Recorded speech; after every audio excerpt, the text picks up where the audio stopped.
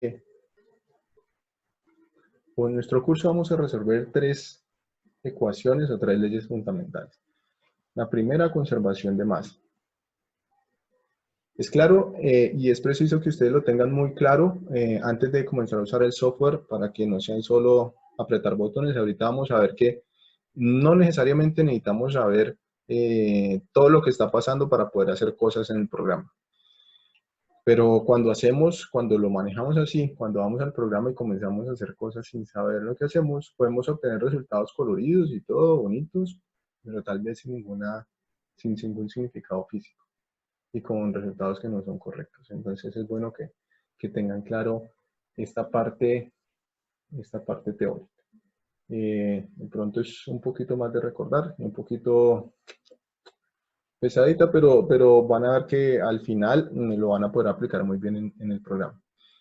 Entonces, conservación de masa, vamos a ver para un sistema, cómo queda nuestra ecuación de conservación de masa. Nosotros decimos que esta derivada sustancial de la masa en el sistema por conservación, por la ley de conservación, la variación de esta masa es igual a 0. La masa se conserva, no hay creación ni destrucción, ¿cierto? Ahora veamos para un volumen de control, nuestra ley de conservación de masa, ¿cómo queda? En una expresión diferencial decimos que la variación temporal dentro de un volumen de control de nuestra masa por un volumen diferencial debe más la integral en una superficie de control. Aquí miren que crea volumen de control, aquí va a ser superficie de control, que es lo que está pasando por las fronteras, por las superficies de nuestro dominio. De ρ por el vector velocidad multiplicado por el vector unitario en un elemento diferencial de área es igual a 0. Esto no es más que lo que está acumulándose en nuestro sistema más lo que está pasando por las fronteras de nuestro sistema, tanto entrando como saliendo por las fronteras, debe ser igual a 0. Miren las unidades que tenemos aquí. Por aquí vamos a estar escribiendo.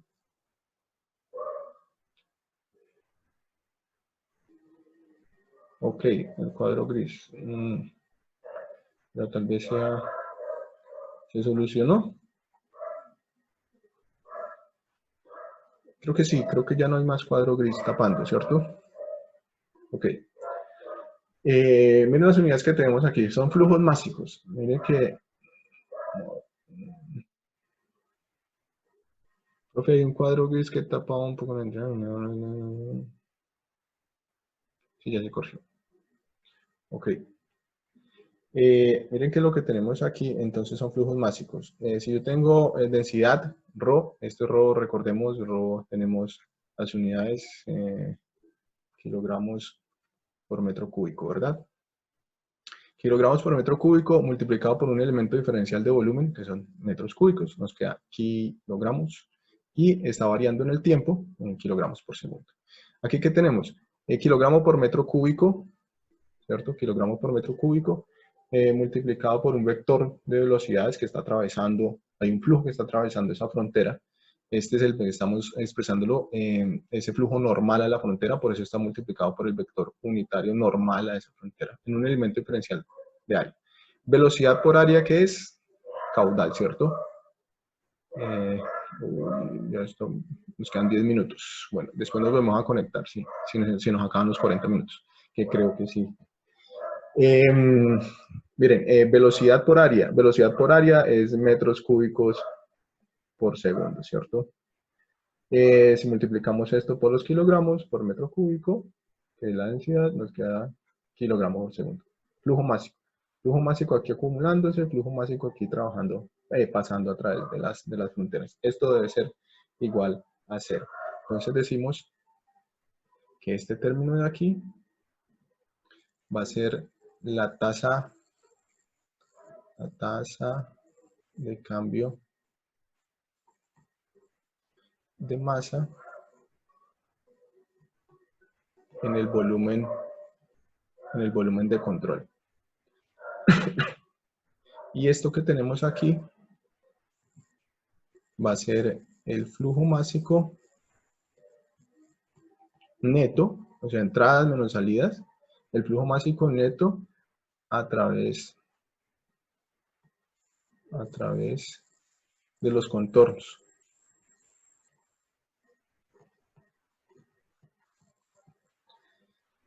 ¿Listo?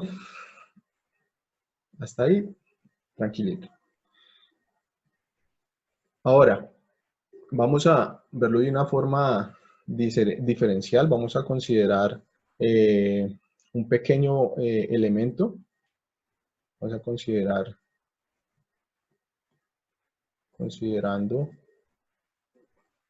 un pequeño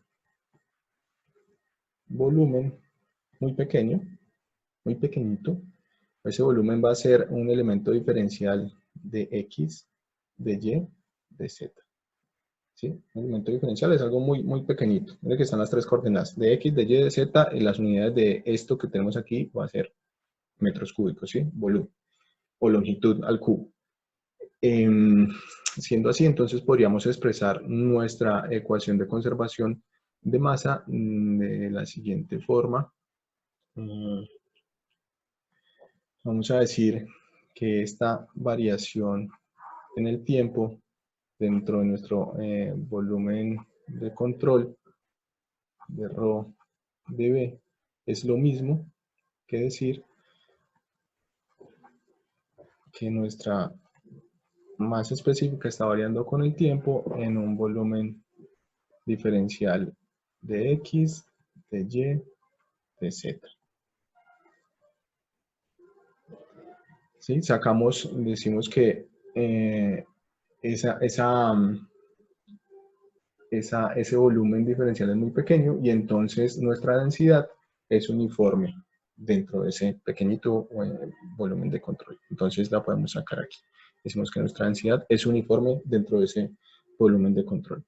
Ahora miremos lo que pasa, lo que efectivamente está pasando en un volumen de control. Vamos a dibujar aquí un pequeño cubo que va a significar o representar nuestro elemento sobre el que estamos trabajando. Es un volumen de control aquí así. Vamos a hacer otra parte aquí.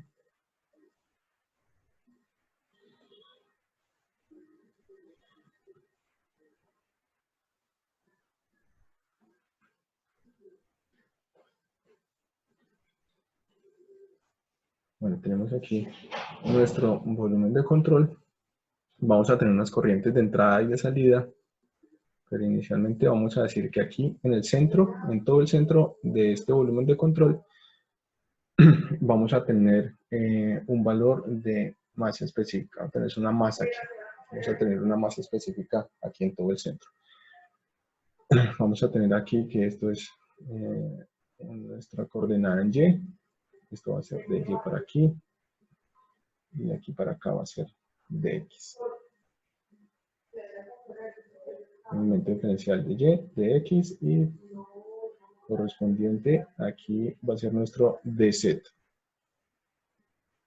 Un elemento diferencial de esta forma. Entonces vamos a tener aquí un flujo de masa entrando por esta frontera y un flujo de masa saliendo por aquí. ¿Cuál va a ser el valor de este flujo másico que está saliendo aquí? Esto no es simple, no es más que nuestro valor de flujo másico aquí, ρ de u, en el que la velocidad en x es nuestro componente en u, nuestro componente de la velocidad en x lo representamos por u. Recordemos que el vector velocidad está compuesto por u, por b y por w, ¿sí? Los componentes del vector velocidad. Y este ρ por u lo vamos a sumar por la variación. Si aquí tenemos ρ en este punto del elemento o en esta frontera del elemento, en la parte derecha, vamos a tener lo que varió en ese trayecto, que va a ser simplemente la variación en x de nuestra cantidad de interés, que es ρ veces u. Y eso varió ¿Cuánto varió eso? Simplemente, o en qué trayecto varió eso, en la mitad de este elemento diferencial, porque él pasó desde aquí, desde ρ, hasta la superficie derecha.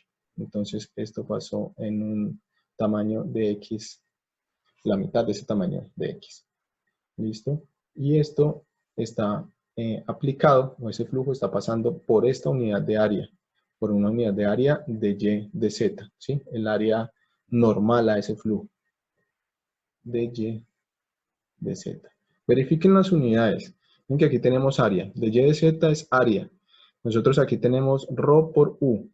Esto es kilogramos por metro cúbico. Ponemos aquí. Kilogramo metro cúbico multiplicado por la velocidad que es metros por segundo. Si nosotros aquí multiplicamos también, miren que este de y de z está multiplicando todo, ¿no? De y de z va a ser metro cuadrado, ¿no? Metro cuadrado. Tenemos metro cuadrado por metro, metro cúbico. Se anula con este metro cúbico, nos queda kilogramos por segundo. Flujo másico a través de la frontera. ¿Listo? Del otro lado, lo que está entrando, podemos hacer el mismo análisis. Lo que tenemos aquí no es más que ρ u, y ahora ya no es más, sino que es menos, que lo que entró aquí es menos la variación que sufrimos en esa cara, o sea, la variación en x de nuestra cantidad de interés, ρ por u, en la mitad del elemento, porque simplemente recorrió la mitad del elemento, por la misma área, ¿no? Porque estamos trabajando sobre esta misma área de y de z. Así entonces podemos describir el flujo, neto en la dirección x, flujo másico neto en x. Miren que estos dos términos se anulan, tienen el mismo signo, ρ u está con el mismo signo aquí, ρ u está con el mismo signo aquí, esto es igual a esto, entonces podemos anular RU, y los únicos términos que nos van a quedar son los diferenciales, porque se van a sumar. Si este menos lo podemos pasar a sumar aquí, a este lado. Entonces nos va a quedar simplemente que nuestro flujo másico en X va a ser igual a la diferencial de X de ρ u multiplicado por un elemento diferencial de X de Y de Z. ¿Sí? ¿Por qué se sumaron? Miren que se sumaron aquí, simplemente aquí tenemos medio X, lo sumamos con este medio diferencial de X que está aquí, porque por eso aquí el diferencial de X nos queda completo. ¿Listo? Un análisis similar podríamos aplicar en la dirección Y. En la dirección Y, haciendo el mismo análisis, el flujo másico neto nos quedaría que la derivada en Y de ρ de B, ahora ya no va a ser U, sino el componente B, por un elemento diferencial de volumen de X, de Y, de Z. Y en la dirección Z, nos quedaría igual a ρ de Z, por nuestro ρ, ahora no va a ser B, va a ser W, por el volumen diferencial de X, de Y, de Z.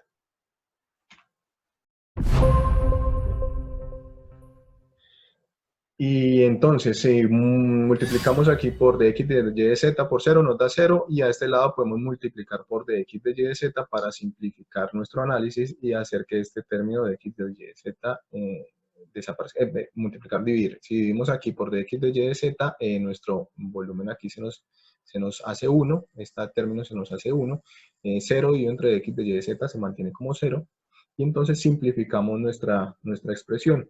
Al hacer eso, entonces, nuestra expresión final para conservación de masa nos va a quedar que la variación de ρ con el tiempo más la variación en X de nuestro flujo másico, ρ de U, más la variación en Y de nuestro flujo másico ρ B más la variación en Z de nuestro flujo másico ρ W va a ser igual a 0. Conservación de masa.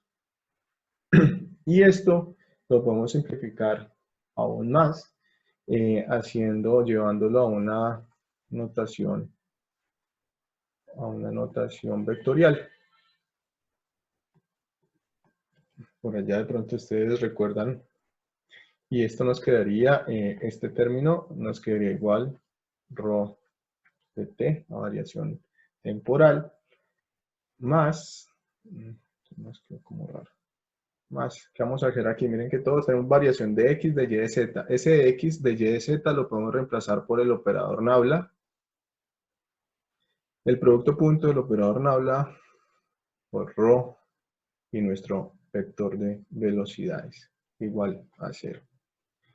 Esta finalmente va a ser nuestra ecuación de continuidad y nos va a definir y representar la conservación de masa dentro de nuestro volumen de control. Simplificaciones que se puedan hacer aquí, bueno, aquí para recordarles, entonces el operador Nabla no es más que la variación en X con el vector unitario, más la variación en Y por el vector unitario en Y, más la variación en Z de nuestro vector unitario. Alguien más llegó por aquí. Hola, Jorge Luis. ¿Cómo vas? Entonces, simplemente para recordarles aquí el operador Nabla, que nos permite resumir, nos permite escribir en forma más compacta esta ecuación. Simplificaciones que podamos hacer aquí, por ejemplo, si no estamos trabajando en régimen transitorio, simplemente estacionario, nuestra ecuación de conservación de masa nos quedaría simplemente el producto punto del operador Nabla por nuestra densidad y el vector de velocidades igual a 0. Ese sería para estado estacionario.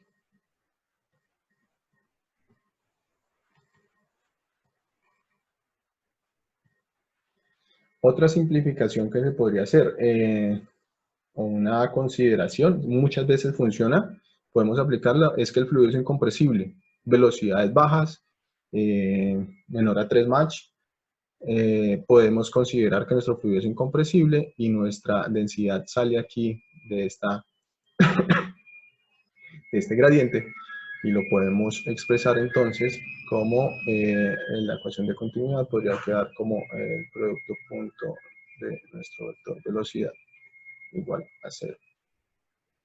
Esto sería entonces la ecuación de continuidad en estado estacionario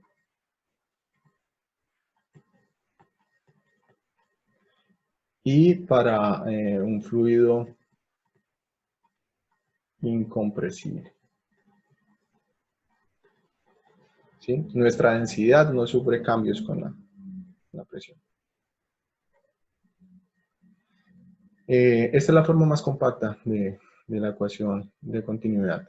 Y de ahí pueden venir otras simplificaciones. Por ejemplo, en un caso que vamos a ver en nuestros primeros ejemplos en CFD, es un flujo en 2 dimensiones. Vamos a simplificar de 3 dimensiones para 2 dimensiones y nuestra ecuación gobernante simplemente nos quedaría que du de x más db de y es igual a 0. Esto sería estacionario, incompresible y en 2 dimensiones.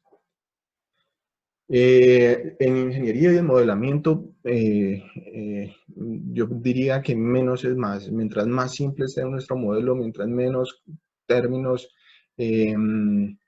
no lineares tenga, mucho más fácil resolver. Vamos a ver cuando entremos a ver las ecuaciones. Miren que esto es una ecuación lineal, es una ecuación diferencial parcial, pero es lineal, no tiene términos no lineares, no hay ninguna velocidad por ahí al cuadrado. Cuando entramos a ver los términos convectivos en las ecuaciones de Navier-Stokes, ahí se complica un poquito la cosa y ahí es donde CF es una buena herramienta, porque esas ecuaciones lineares, parciales, con términos no lineares, son los que dan problema para encontrar una solución analítica.